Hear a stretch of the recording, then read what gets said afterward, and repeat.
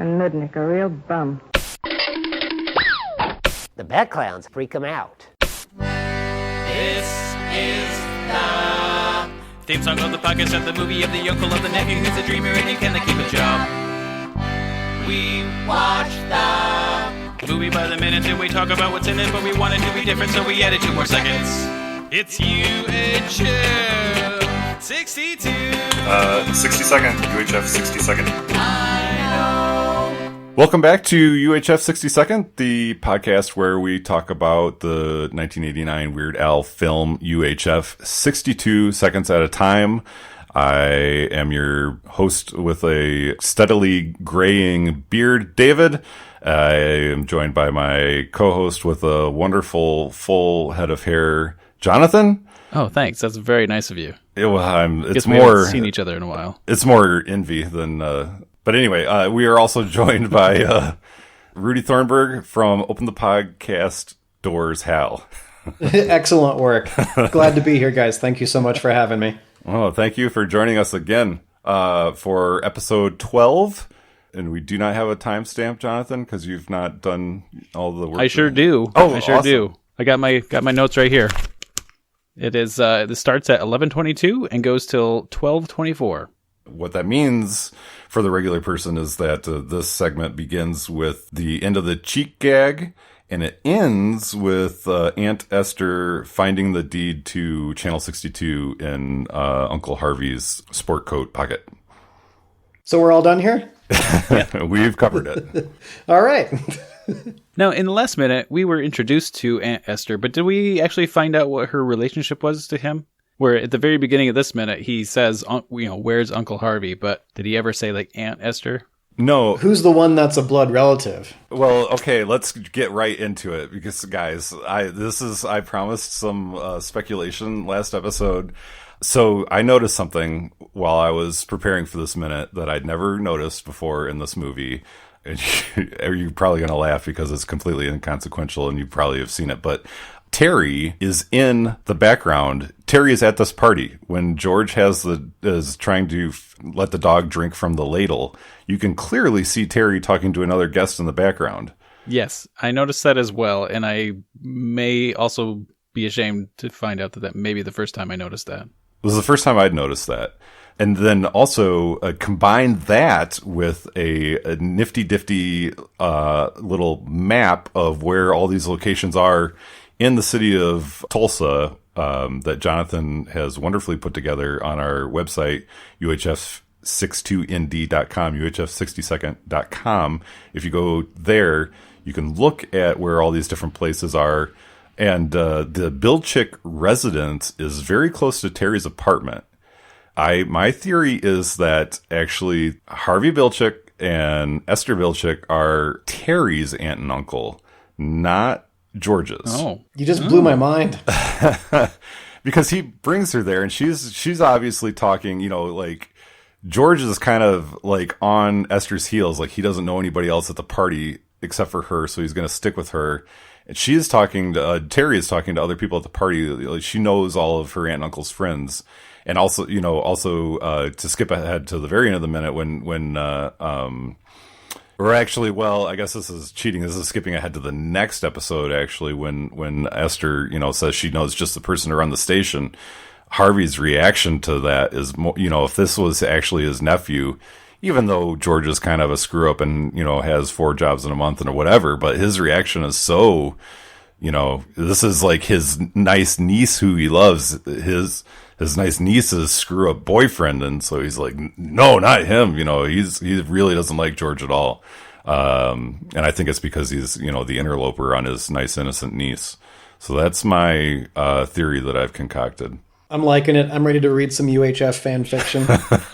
Yeah, that's I don't know what to say to that. And also, I guess backing up to answer your original question, we do not know strictly from the movie. I don't think we know Esther's name or learn Esther's name in this film. That's her character's name, but I don't think anybody actually calls her Esther in the movie. I don't remember knowing that. Guess we'll have to. Someone will have to pay attention. One of these people that are watching this minute by minute. Not me, Jonathan. You're it. Okay. But we do learn Uncle Harvey's name. And any Weird Al fan that knows lots of Weird Al stuff knows that Harvey is a name that keeps popping up. There's Uncle Harvey, and he actually showed up in a few different, like Al TV. There's also Harvey the Wonder Hamster. I actually thought that they were related somehow, but I guess both of those Harveys come from a mutual friend of Weird Al and Jay Levy. It was Harvey Lee from Epic Records. And I say friend, but I guess I don't really know. That's just something they kind of speed past in the commentary. Mm-hmm. So I don't know if it's just somebody that they knew or actually somebody that they hung out with a lot. I don't know. Harvey Lee. It's a great name. Yeah, I feel like it's a kind of a, what do they call that? An anagram. If you switch that around a little bit, you get Lee, Harvey, and then all you have to do is add an Oswald. Yeah. And then now we can talk about some conspiracy theories. We could. But I'd rather talk about Stanley Brock, who plays Harvey Bilchik, but I can't talk very much about him because I have seen him in a grand total of 2 things, one of them being UHF, the other one being a movie that I just saw last week for the first time on Amazon Prime called Night of the Comet, which was really not very good, but it was kind of really fun and entertaining. But I love that movie. It has a certain amount of charm. It was just on Prime, and so I was like, well, I guess I'm going to watch this movie I know nothing about. And 2 minutes into the movie, I told you my notes were sparse, but that's actually one of my notes. Was like, you got to, check out this guy's work in Night of the Comet. It's on Amazon Prime right now. Wonderful. I mean, you're right. It's not a great or maybe even good movie, but it's charming and fun. And, when I was 10 or 13 or whatever, it was definitely an enjoyable movie. So I like it. I would recommend it. I wouldn't say it's a great movie, but it's fun and effective. It's creative, it's imaginative. Yeah, it held my attention, yeah. Is that a better recommendation than Zapped? Yeah, I mean, Zapped is pretty ugly. I guess that's the best word I can think of. Like, when you start to see how Willie Ames's character behaves in that movie, you're just like, well, now I hate Scott Baio's character for even being friends with him. This guy is such a disgusting whatever. And at that point, you're like, well, I'm kind of disengaged from the film at this point. But it is really, really weird, so I didn't turn it off. I watched the whole thing. I've got it on VHS if you want me to fax it on over to you. Yeah. I'll wait for it. My little tidbit that I have about Stanley Brock, the band Rush has an album called Hold Your Fire, and some of the insert photos that Stanley Brock is supposed to be the guy that is juggling fireballs. What? Weird. That's pretty rad. He was in Amazon Women on the Moon. Sure. Why not? Sounds like you guys have not seen that movie. No, I was just about to wonder out loud why I haven't seen that movie, but I have not.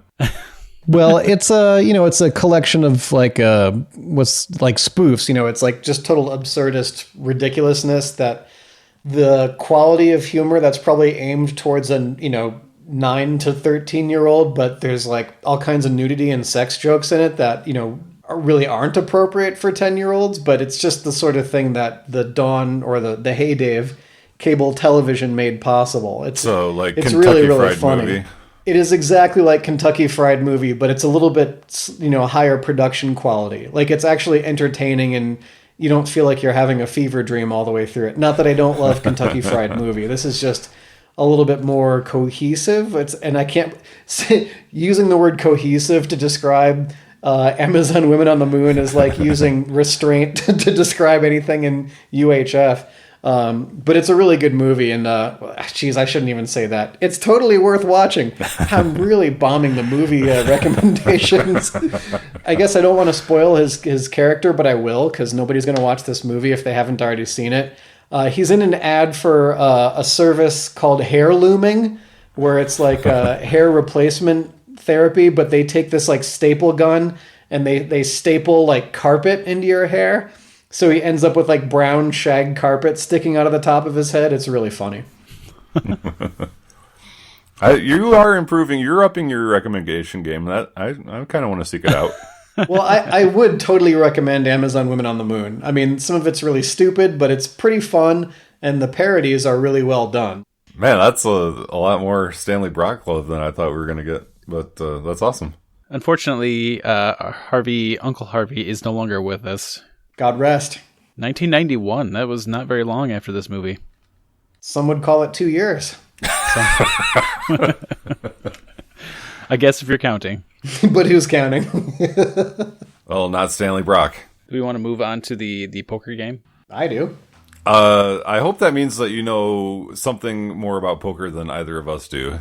No, I don't. I hate watching poker in movies. It's so stupid. I don't care. It is funny to see him with a giant pile of cash. You know, that's kind of fun, but not a poker player.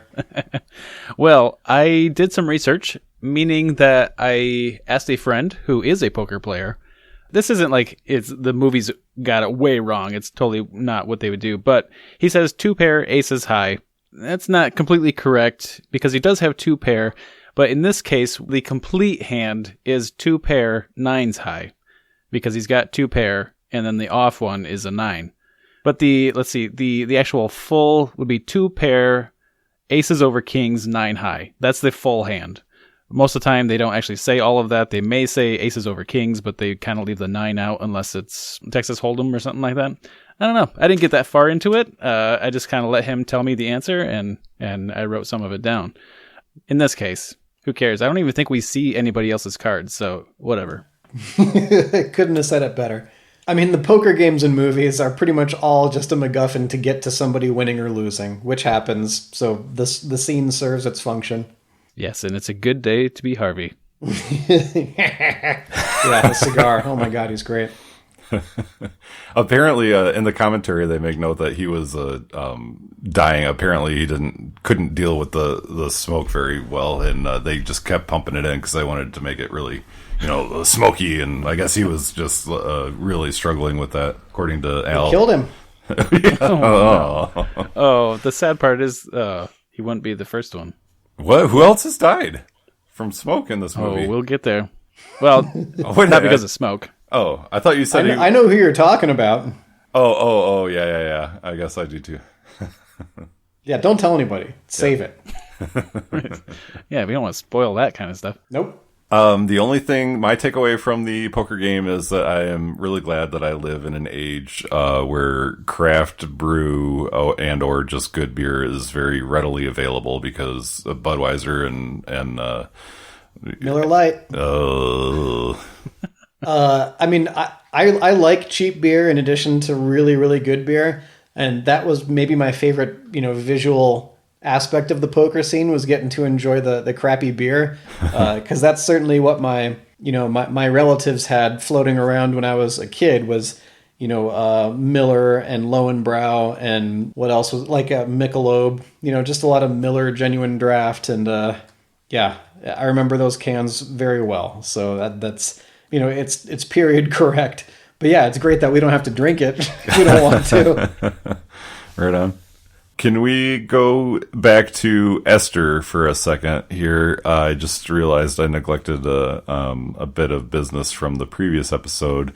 Her dress, the poofy sleeves, I always think of, now when I watch the film, I always think of the scene in Napoleon Dynamite where Napoleon compliments his date on her poofy sleeves.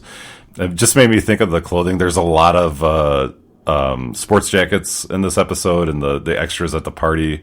Harvey kind of wearing his polo with a sports jacket over it made me wonder who the costume designer was. So I went back and looked at that.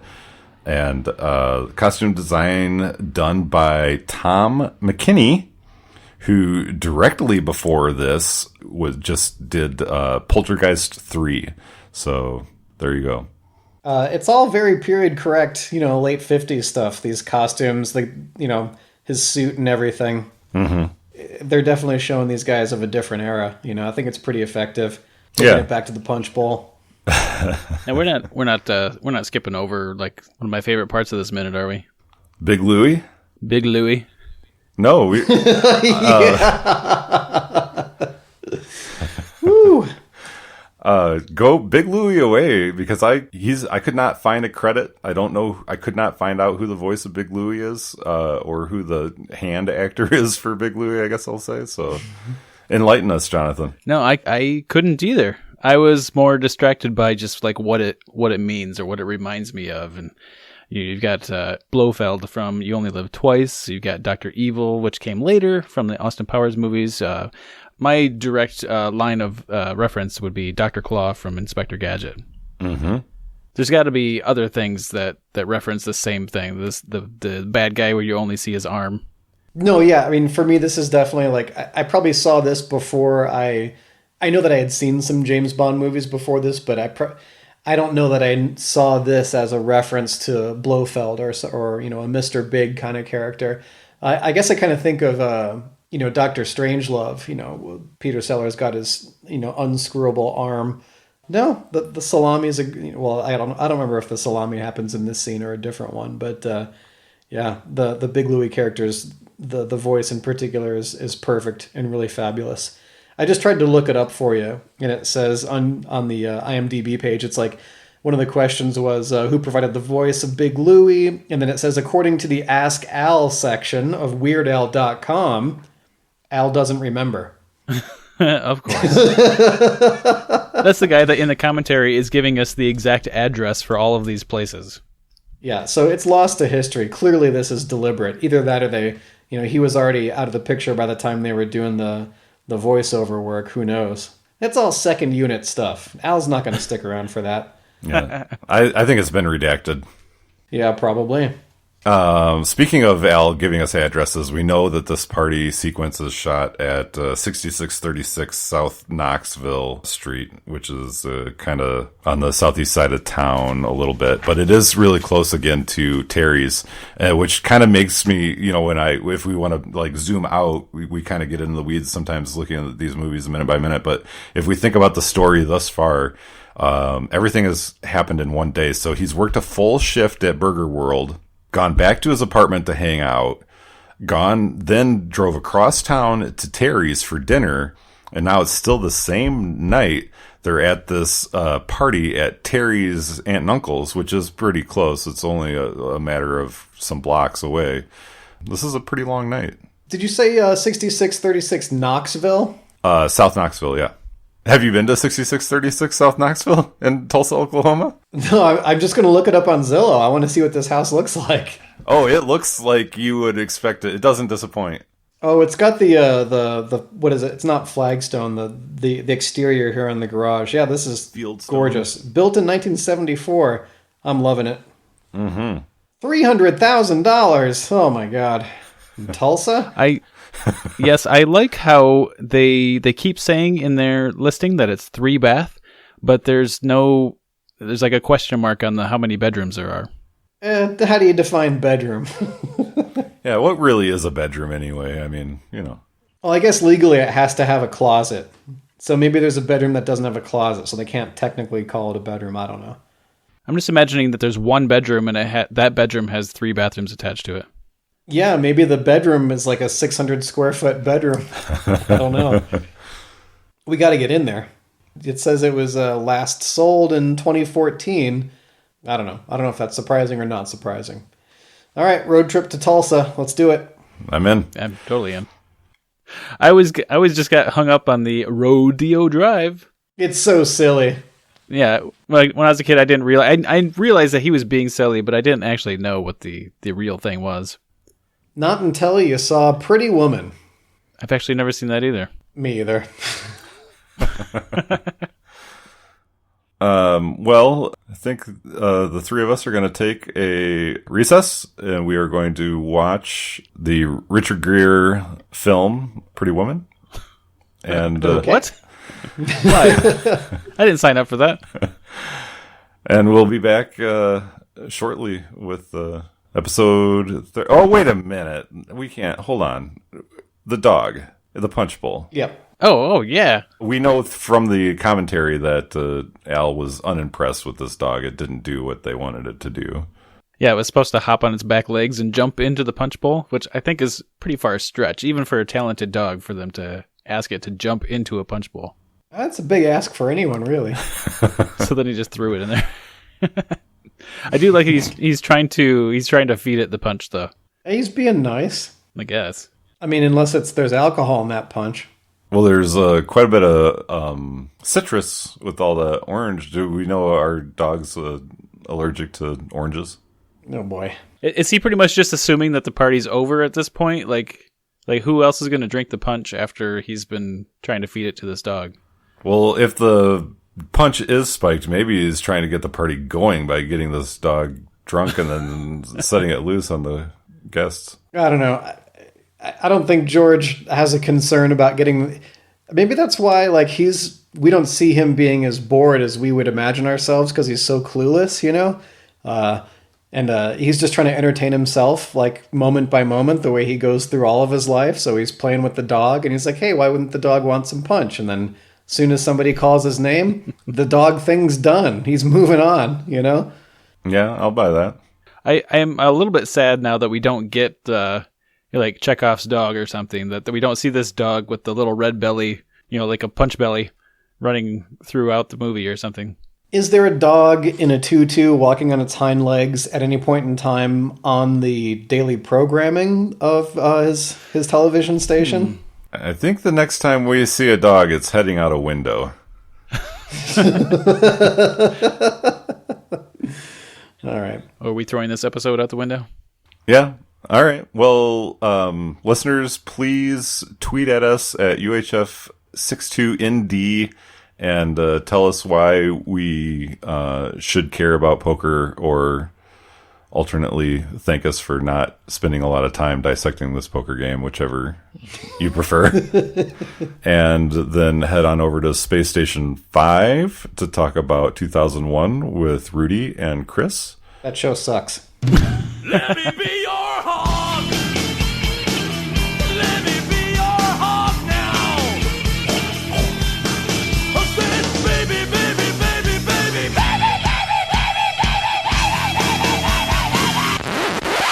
If you search with his name, Stanley Brock, and then Stanley Okay. Brock, Rush, Hold Your Fire, then you'll see it. Okay, I found the picture. He's like in front of a house. Yeah, okay. It looks like it's already been photoshopped, so I don't know if there's anything for me to do to this. There's a cat in the back. There's a dog. All right, this is not that interesting. Sorry I brought it up. Does the dog have a red belly? You beat me to it. It's a Dalmatian in front of a fire hydrant, but that would be great if they had done the tie-in of having a little Maltese or a little poodle or something with some punch-stained fur. Punch Stained Fur, is that your band name? Yeah, he used to play bass for Punch Stained Fur.